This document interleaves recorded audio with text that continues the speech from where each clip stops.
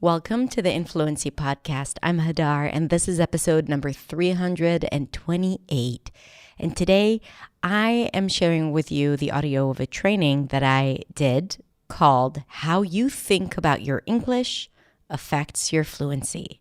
And yes, you guessed it, it's all about mindset. So if you're ready, let's listen.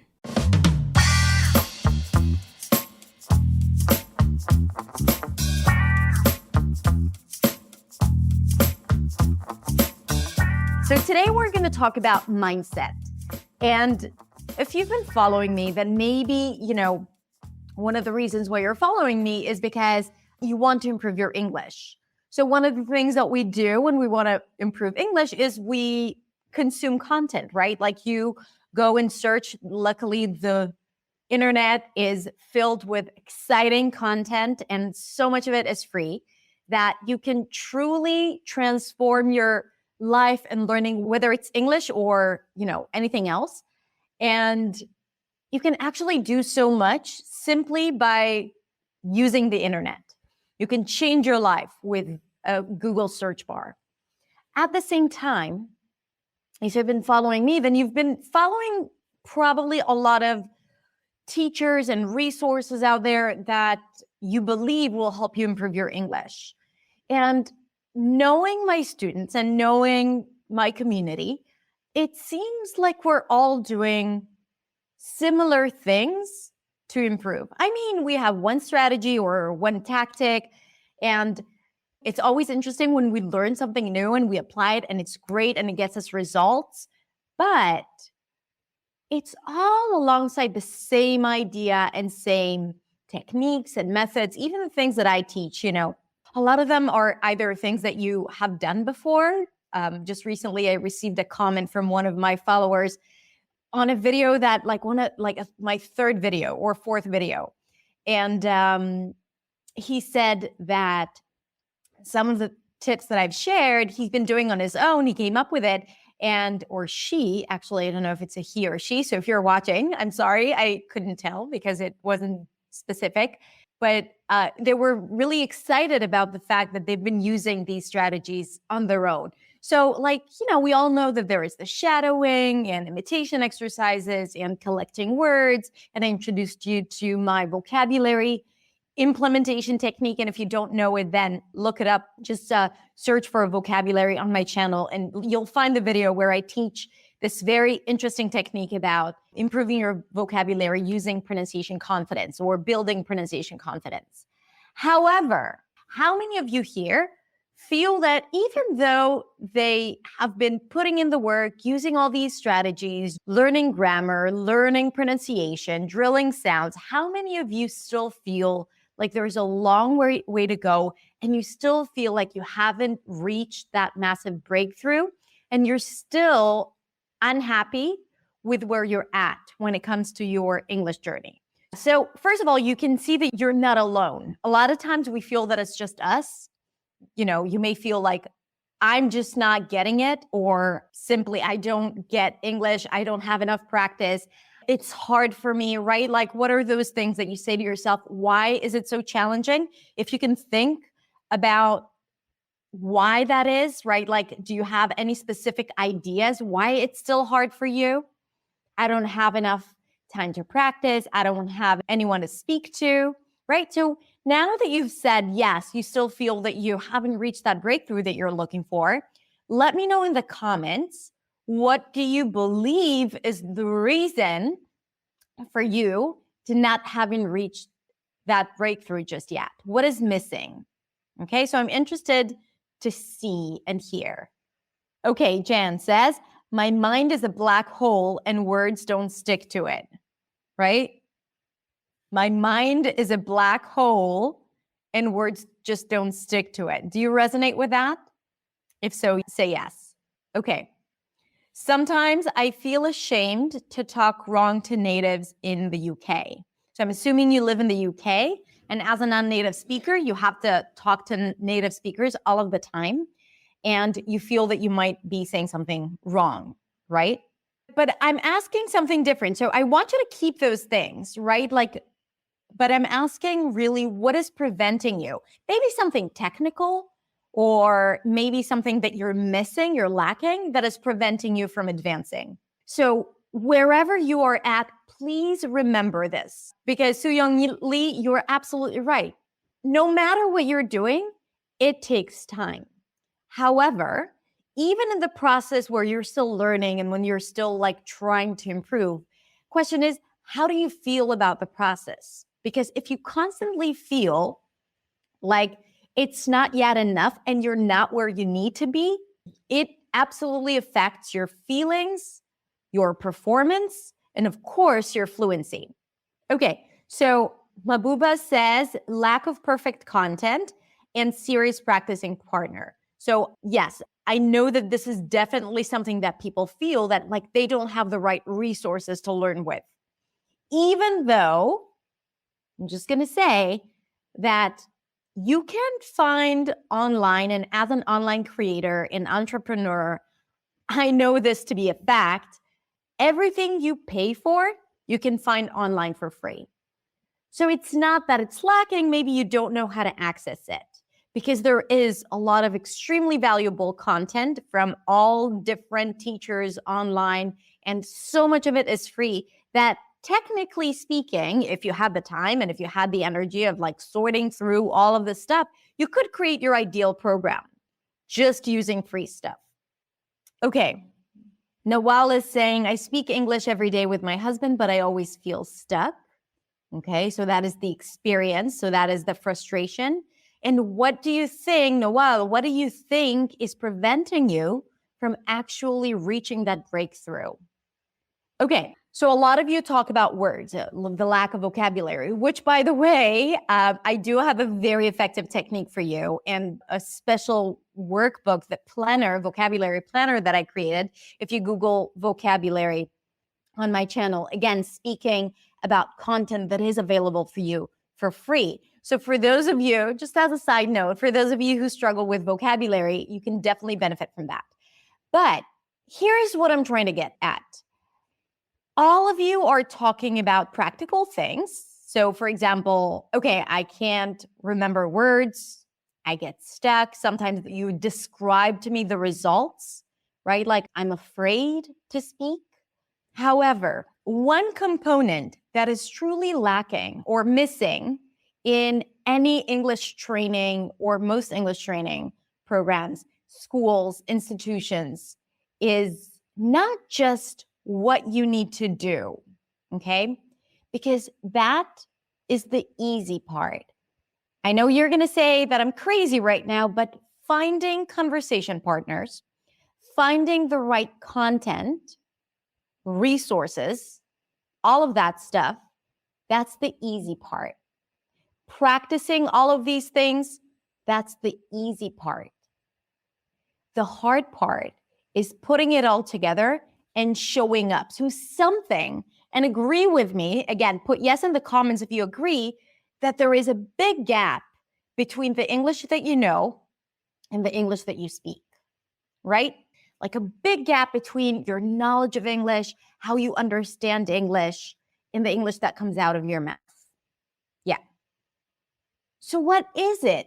What happens there between what's in here, right? Like, how come we can't turn this into words that come out or expressed language? Why is it so difficult for us? Why is there such a huge difference? I always say that like spoken English and perceived English or English that you read and write are two different languages, right? Why is that?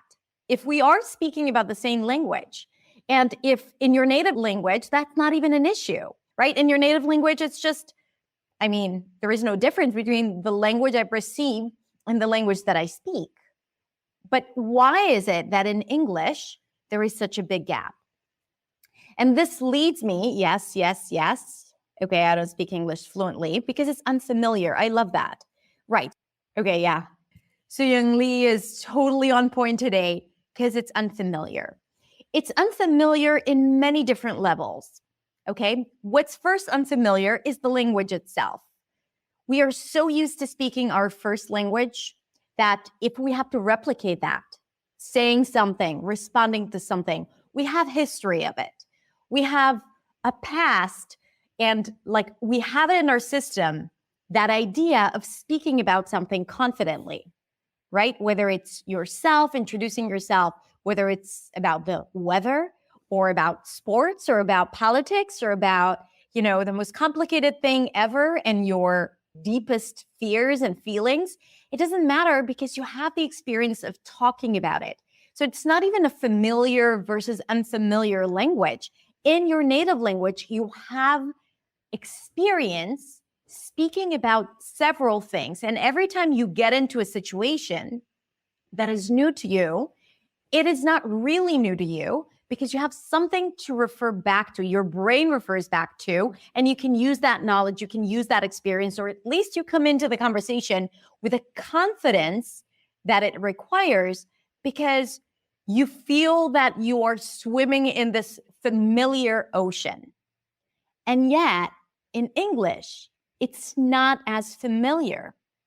It's not as familiar because you don't have the experience since you were born, right? You don't have vast experience for most of you, not for all of you, but for most of you, you don't have that vast experience speaking about so many things, different topics, right? So when you come into a situation in your native language, you're not afraid that you're going to be asked about something that you haven't talked about in a while, because probably everything that you're going to say, you have talked about in the past.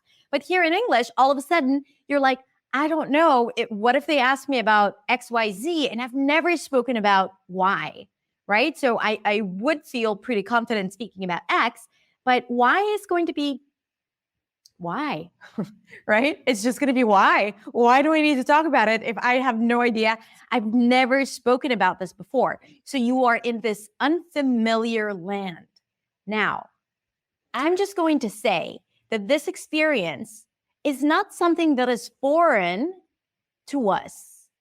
This experience of stepping into an unfamiliar ground and as a result, feeling like you're not enough, feeling like you are not performing well, you can see it in many different areas in your life. Probably not related to language, but I'm just trying to show you that there are some patterns, which will get me to where I want to get to as we talk about mindset and how you think about your English. Not what you think about your English, but how you think about your English. Okay? So think about a situation. Let's say you walk into a room, you just got a new job, and it's pretty demanding. And think about like maybe in your native language. So English is not a part of it, right? So let's try to take that out of the equation.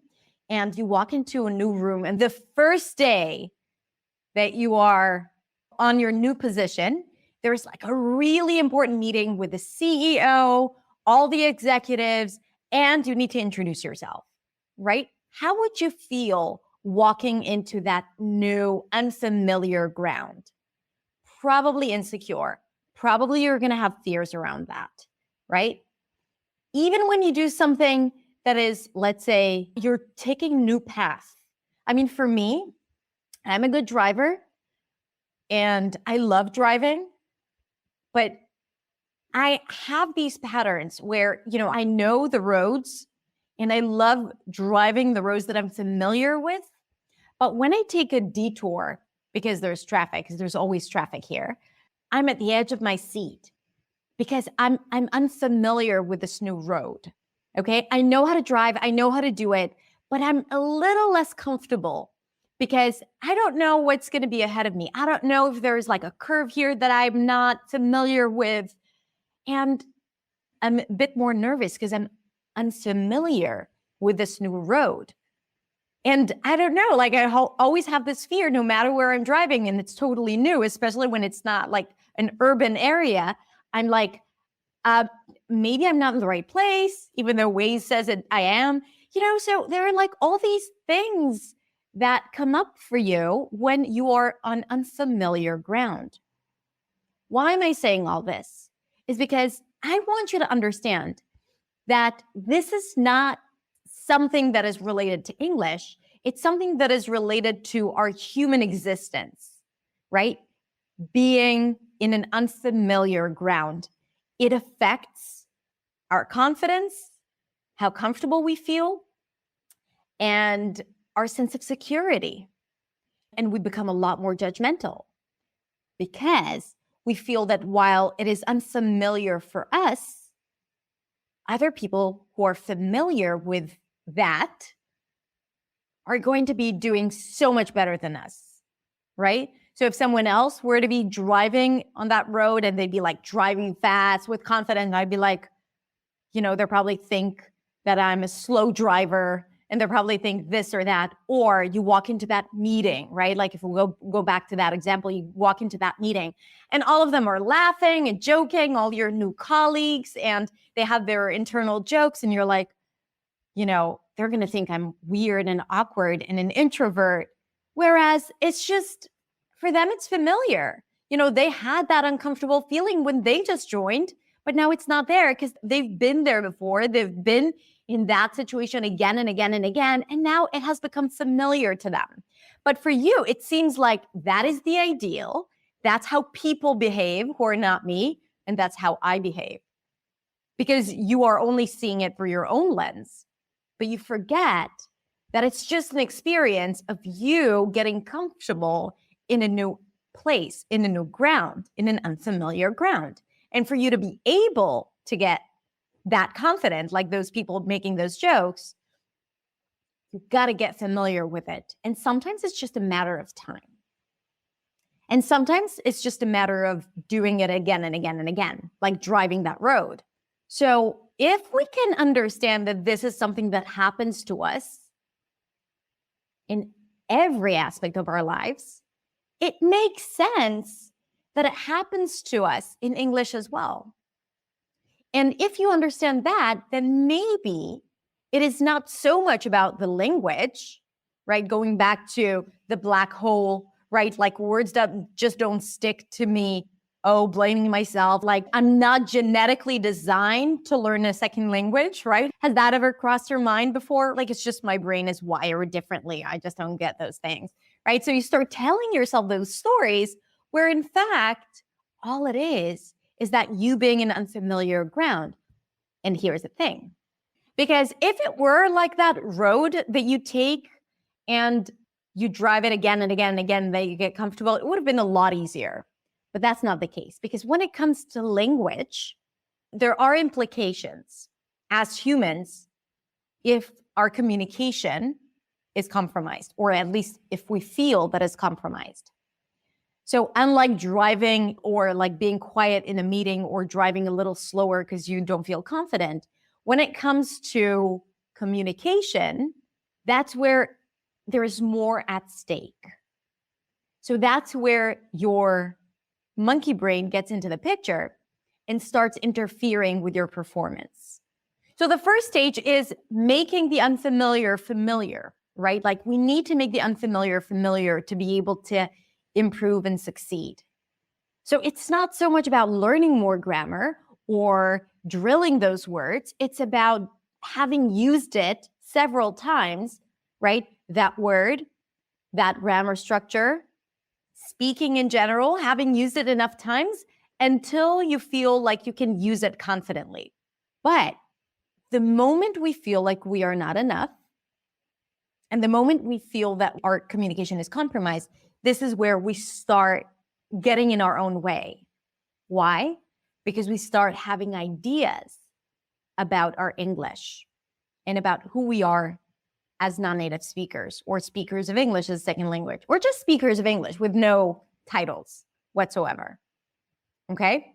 So my question is, what are the opinions when you get into this unfamiliar ground, this expecting you to perform perfectly and not having that compassion that we heard? It's like, it just takes time, right? Like not having that compassionate sense towards yourself and towards your English.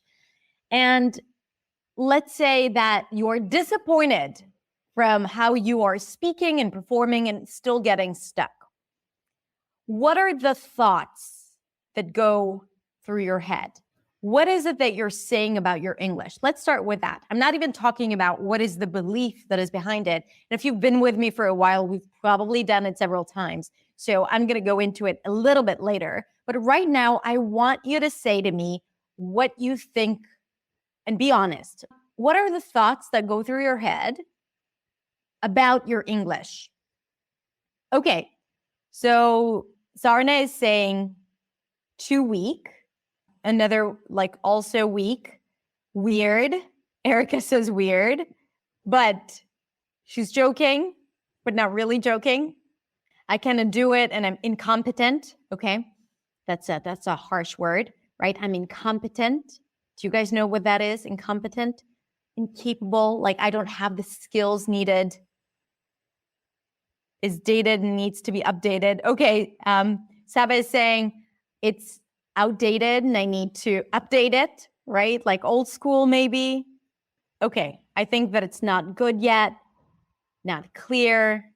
It's not good enough to communicate effectively. Confused, unnatural. I speak like a robot. I feel so low. I am shy. Maybe I'm an introvert. Maybe that's why. Maybe it's not just about the English. I mean, possibly it has something to do with like how you bring yourself to the conversation. Being an introvert, right? You're not good enough. Christian, yeah. I think that's the source of all things. It all comes down to that. So I'm going to come back to it. Afraid to make mistakes, my accent, my English sounds ugly, right? I'm frustrated. I got a big accent, right? All of those things that go through your head. Now, here's the question.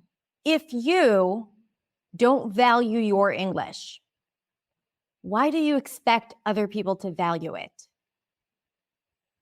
If you don't value and appreciate your English, why do you think other people will? Whatever happens in the world, how people respond to you is a reflection of your thoughts and your behavior, because your thoughts affect your feelings and affect how you operate in the world, the things you say, the confidence you have. We have already agreed that your English is a lot better than the English that comes out of your mouth.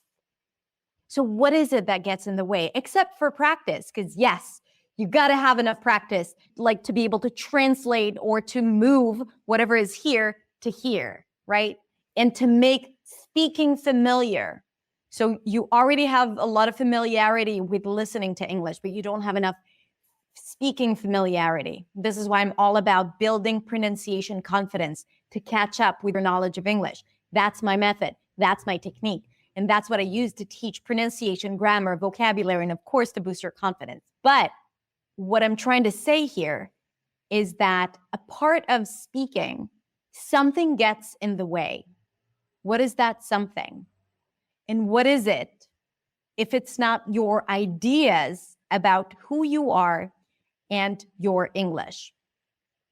Because how will it be possible for you to sound beautiful if all you hear is ugly sounds? How do you expect yourself to be fluent if all you notice is the pauses and the moments where you get stuck? If your brain doesn't even detect or acknowledge all the rest, all the fluency, all the fluidity in your speech, because that is sometimes a part of your speech, yet you are more inclined to remember those moments where you got stuck. How would you learn more words if every time you start learning, your brain tells you, black hole, not going to stick, not going to stick? How will it stick? Your brain is a lot more powerful than you think, and your brain will believe everything you tell it. And if you keep telling your brain that you are a black hole and words don't stick to your brain will be like, oh, a word? No, I'm a black hole. Nothing sticks here, right? It's going to play tricks on you. And going back to, if you don't appreciate your journey and your progress and the things that work for you, If all you focus is on the things that don't work for you, why do you expect others to do it? And then you feel not enough. And then you feel judged. Because as you notice all of those things, first of all, you project it onto other people's thoughts and you think that they notice all those things, which is usually not the case. But when it is, because people can be judgmental, and it is like with all the things that I'm saying and, own up and like speaking with an accent is amazing and beautiful. Like, just be clear. All of that is great. But yes, we know people have biases. And yes, we know it's harder for people who don't sound like the group in power. We know all that. But the thing is that if you constantly are in a state of anxiety and fear about all of those things that you don't love about your language, people are going to notice that as well. And they're going to hear it. And they're going to feel it too. So if you want to reflect to other people that your English is valuable, you have to start believing that it is valuable. And now I'm going to take you a little deeper than that, even more. And I keep on looking at the comments here and I hear all those words that you're telling yourself. And I'm here to say, this is the time where you start looking at all those voices and ideas and thoughts about your English and you start challenging them. Because if you don't, you will stay stuck. A breakthrough happens when things are done differently. A breakthrough happens when you have this internal permission to dare. And you dare. It's not going to happen if you keep saying to yourself that your English sucks or it's not good enough. Now, all of these things that you say to yourself, why? Where do they come from? So going back to this idea of, entering a meeting where you feel all kind of like awkward and stiff and everyone else are like, giving high fives and joking and cracking jokes and, I don't know, talking about the game that they played earlier today. I mean, that experience, when it happens to you in English, what happens there? Like, what happens when you start becoming judgmental? Why is this judgment coming? Why do you feel, to begin with, that something is not happening? Why? Maybe someone here can tell us. Let me know in the comments, why is it such a big deal when you get stuck or when you don't have enough words, when your vocabulary is lacking? What is the fear? What's going to happen? Great. Louisa says, because I compare myself to others. Okay, right. So you compare yourself to others, and then what? Let's begin with the fact that if you're a non-native speaker and you compare yourself with a native speaker, that's just not a fair comparison because there is like nothing to compare here. It's like apples and oranges. How can you compare and how can you possibly be at the same level no matter how great your English is? It is not the same. And again, I'm speaking, you hear me. I mean, English is not an obstacle in my life. In fact, it's like an engine. I love English. At the same time, it's not my native language. There are still obstacles there. And I don't feel in English as I feel. I feel differently. I kind of invented a new personality, which I love, in English. It's not exactly my personality in Hebrew. But at the same time, it is not, like the English Hadar is not the Hebrew Hadar. Okay? So this is why I'm saying, like, you compare yourself to others, and then what? And then what? What is the fear? Okay. So Bandana is saying, I'm afraid of messing up, right? Why? That's why I'm asking. What's going to happen if you mess up? What's going to happen if you mess up or make mistakes? So what is that biggest fear? What's going to happen if you don't sound exactly like you sound in your native language? Does that make you any different? Does that make you a different person? A lesser person? A bad human being? Of course not, right? So it doesn't change you internally if you speak with mistakes. What does it change? What is the fear? What is the underlying fear that exists when it comes to not communicating in English the way we think we should communicate in English. Right? Feel embarrassing. Okay, Gladys says, I feel embarrassed. I'm afraid to make mistakes. Gladys, why? What's going to happen if you make mistakes? What is that fear? That's what I'm trying to say, right? Okay, Lee, referring to the black holes, this is a really good point. I feel ashamed, right? I feel ashamed, and that creates like this, you freeze. And then it's just like yet another black hole. And you're like, how do I even get out of this loop? Gosh, but ashamed of what? What's going to happen when they realize that you are stuck? Can't communicate with people enough. And then what? As you can see, I'm trying to lead to something. Okay, being taken as a fraud, right? People are going to think that you're a fraud. Yes, Yan, right? Like people are going to think that you're a fraud. And then what? Okay, feels like, oh, I love that. Feel like there is no way out. Look at that imagery. Like, look at where English takes us. Like a dead end, dark holes, all those visual imageries that come up to you. Sweaty palms, breath, right? Can you relate to all of those things when you need to talk? Maybe you have a job interview tomorrow and it's in English and you're like, oh, wait a minute, right? Like all of these things, they're real, right? Like it's not made up. It's not in your head. And because you walk into unfamiliar ground, we already know that. But as I'm saying, what are you afraid? Okay, I love that. I mean, I don't love that. I appreciate that. I don't love that because it's like that negative fear. People won't want to communicate with me anymore, right? I'm not going to talk to her anymore. She, like, I can't understand her. And like, so we have that voice saying, oh, they're not going to want to talk to me anymore. I'm not going to get that job. They're going to think I'm this and that. So all of the things that you've mentioned here, right? Like going to be taken as a fraud. I'm going to feel ashamed. People are not going to want to communicate with me. Who is it about?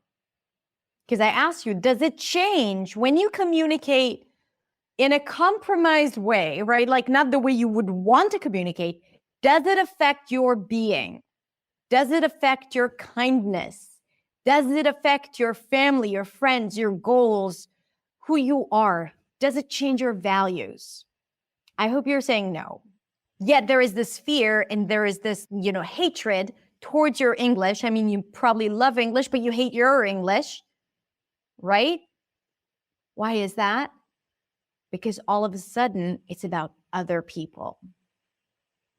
So it's no longer you. Yet all of a sudden you say all these negative, harsh things to yourself, about something that you're working hard towards. You feel like you're in a dead end.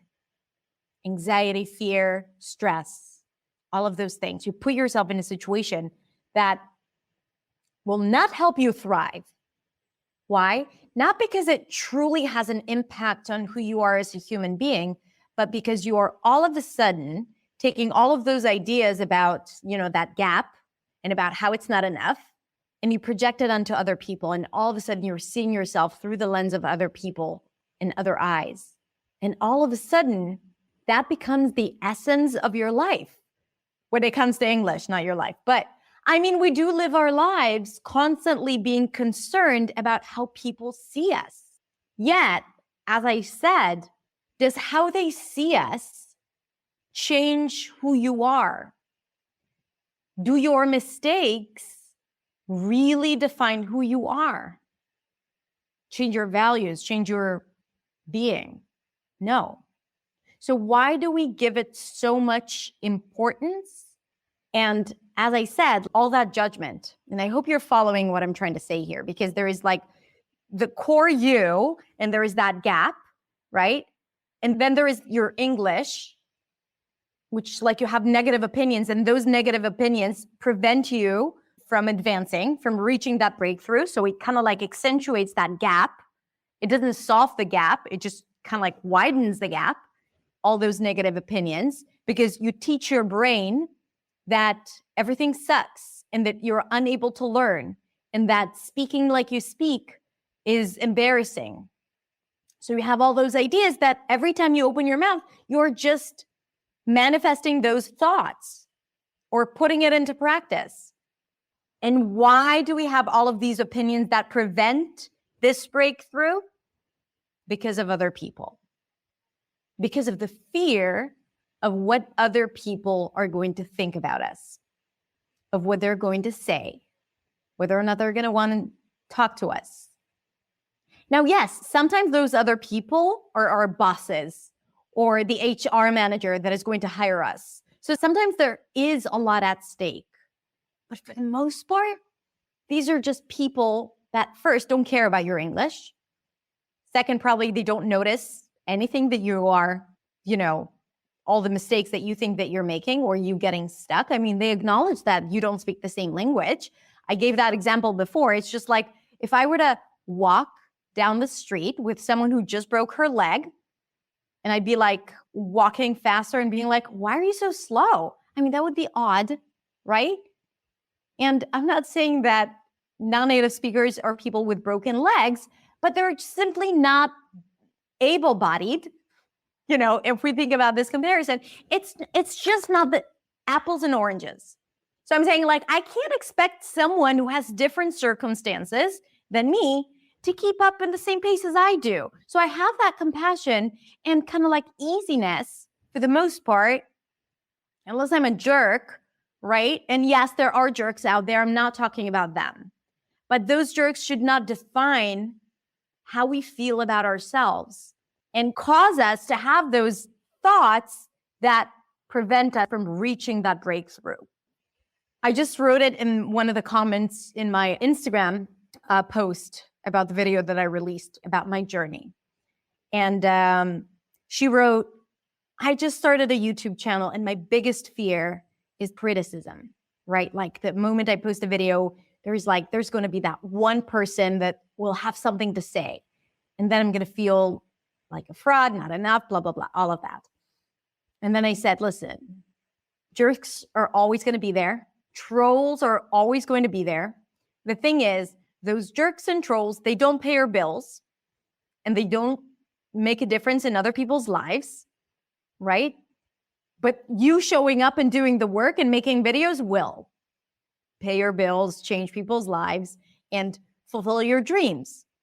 What will you choose? The sad truth is that most people choose not to show up, and they choose the fear of what other people are going to say about them and the fear of criticism because they constantly think that they are not enough. Truly, in their core, not enough. And maybe it's time to decide that you are, with mistakes, with an accent, and to start value what it is that you're doing. And understanding that it doesn't need to be at any type of level. There is no expectation of how your English should be. You should just be able to express yourself. And as I told that woman in that post, I'm telling you, their opinions of your English, they don't get you a better job. They don't get you a higher rate. They don't help you to relocate if you want or to speak confidently to other people. What does is how you think about your English and, of course, the things that you do. But when you think so negatively about your English, a lot of times you just lack the motivation. You lack the motivation to do something about your English because you think you're a lost cause. You think that it's not going to help anyway. You think it's a black hole and nothing's going to stick. So what if next time you have that negative thought, my mind is a black hole, and sorry, I keep coming back to it. It's just such a good example. And so many people can resonate with that. Next time you feel my brain is a black hole and words don't stick to it, you say, I know so many words. I already know so many words. My English is exactly where it needs to be. I am enough. I'm expressive. I'm not even using the word fluent because you've already have so many opinions about fluent that it might generate resistance. You have ideas about what fluent is because the industry has instilled in you this idea that fluency is one thing and that's where you need to be. And usually it's associated with the sound of a native speaker. So I'm just saying expressive. That means that every thought that you have, you're able to express it. Expressive and clear, right? Doesn't matter how you sound. So think about it. What if every time you have that negative thought, you change it around? You write it down everywhere. On your screensaver, you put a reminder on your phone, you write it on your mirror, you put a post-it. So every negative thought, see how you can flip it around and turn it into a positive thought. Because just like your brain believes all those negative things, gradually it will believe all the positive things. There isn't really a person there saying, yeah, I'm going to believe in that or not. No, you are deciding how you're going to think and feel about things. So I want for all of you who wrote in the comments something negative, right? Like that opinion that they had about their English. How can you take that and see the positive side of it? How can you turn not enough to enough? Okay. So for example, like I gave you, I'm a black hole of words. So what would it be? I'm a bulletin board of notes, or what is like, think of something that is sticky, maybe. I'm a scotch tape of words. Words stick to me. I remember words. I'm a computer. I already know so many words. Yeah. I know so many words, which is true, by the way. I mean, you probably know thousands and thousands of words. Maybe you don't use them, but you know them, unless you just started out and all you know is like house, doll, and cat. And probably if that's the case, you wouldn't be here listening to me because I used a lot of words. So if you understood, let's say 80%, 70% of what I'm saying, you know a lot of words. So I know so many words. Look at how I've learned all these words, right? What would that do to your mind, to your feelings, right? And then let's take action. Let's go to Hadar's vocabulary planner and put it into practice. Okay, I love my words. Ernest, good to see you here. I love this. I'm a dictionary. Oh my God, I'm going to steal this. I'm a dictionary. I'm a walking dictionary. Let's all say it. I'm a walking dictionary in English. I'm a walking English dictionary. I love it so much. I understand 100%. Oh my God, I'm great. I'm so good. I am enough. Remember, that is also very powerful. And I listened to a podcast and then I was introduced to this woman and I saw her talk. Her name is Marissa Peer. And she talks about how she changed people's lives simply by getting them to say and write everywhere, I am enough, right? Which is the core of all our struggles because people are going to judge us because I'm not enough. People are going to think we're, stupid. People are not going to want to talk to us because I'm not enough. Why are they going to want to talk to me? But it's not just about English. It happens in every other area of our lives. Okay? I'm improving myself. Yeah. I love that. I'm a Grammarly partner at work. I am Grammarly, right? Grammarly is me. For those of you who struggle with grammar, I get it. I correct it. I know everything. Sometimes I make mistakes because Grammarly makes mistakes too, even Grammarly Premium. You can also say I'm Grammarly Premium because you are premium. I really know how to communicate in English and people love talking to me. People love listening to me. I change people's lives. I make an impact, right? So choose one thing. And I have a list of affirmations, which is 30 affirmations for speaking English, right? Confidently. Okay, what else do we have here? Yeah, I'm going to be myself. I'm myself, not going to be now, right? Like I am myself when I speak in English. I'm authentic. I'm confident. Yeah. Zubeida, I create new words, right? So even if you make mistakes, you're like, No, I just create new words because English needs revision. English evolves. Like if we listen to old English, we won't be able to understand, 80% of the words. Native speakers won't be able to understand it. English keeps evolving. Maybe it's time for another change by opening it up for more people who are not native speakers, who will simplify it or improve it. I'm an influential communicator. Love that. Why do I love it so much? Because we thrive not by just the idea of success, right? Or, yeah, I got the job. Yeah, I get paid. Yes, all of that. It's not that. I mean, if we really come down to what makes us tick as human beings, it really comes down to having an impact, changing lives, getting people to feel. And we need our words for it, right? So having this idea that I'm an influential communicator, I have influence on other people's lives, and I do it in English and in whatever other 1, 2, 3, 4, 5 languages that you speak, right? Like I use my words to influence people. That's more important than getting it perfect or getting it right. And their opinions are not going to interfere with my goals and with helping other people. Okay. I'm a master influential communicator. Exactly. Raquel, I love that. I impact my students to be better than me. So again, like impacting other people, right? Like I want to see them going even further. And also, I am the role model for my students, right? Like remind yourself that it is about them, but it's also about how you see yourself. Because when you say that, you're already positioning yourself a little differently and lower.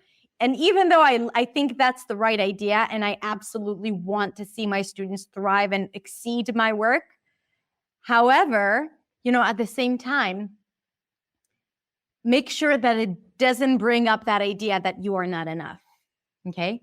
Because it's not about being better. It's about helping them create the best circumstances for themselves. So I know it's the most amazing intention. I'm just saying that words matter. And your words, the words that you choose to use should be very specific and empowering. I have an important message to communicate. Yeah, so keep on bringing those things up because I'm sure that one of the things, I have an important message and I'm communicating it, right? Like also remember that you want to do it in the present tense and always I am enough in English. And I talk about it a lot. I also talk about it in my podcast a lot, but my English is good enough. My English is enough. It's not good enough. My English is enough. That's it. I just realized it. My English is enough. So I am enough. You can use that. But when it comes to English, every time before you walk into a conversation and you have that fear of English, just say to yourself, my English is enough.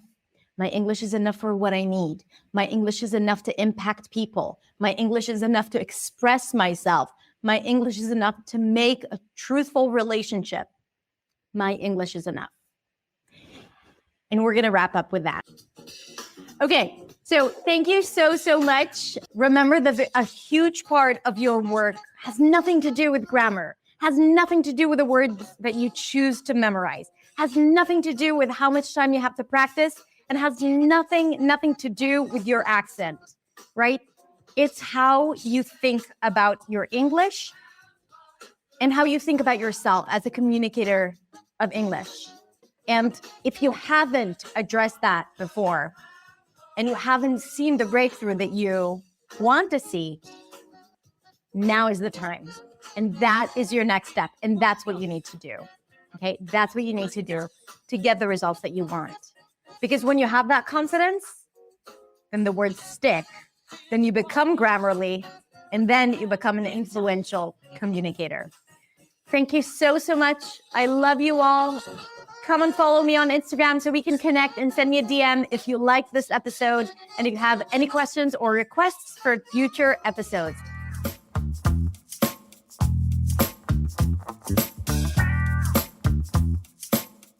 Hey, thank you so much for tuning in and listening to the episode and getting all the way till the end. If you enjoyed this episode and you'd like to learn more about mindset and how you can level up your mindset as well, I highly recommend that you check out my program, My English Mindset, that is designed to create healthy and powerful mindset habits with a simple 10-minute daily audio recording. It's 30 audios that help you overcome some of the biggest challenges that you face when communicating in English. And of course, how to solve them. So check out My English Mindset. The link is going to be in the description. Thank you again for being here, for listening. Have a beautiful, beautiful day. And I'll speak to you next time.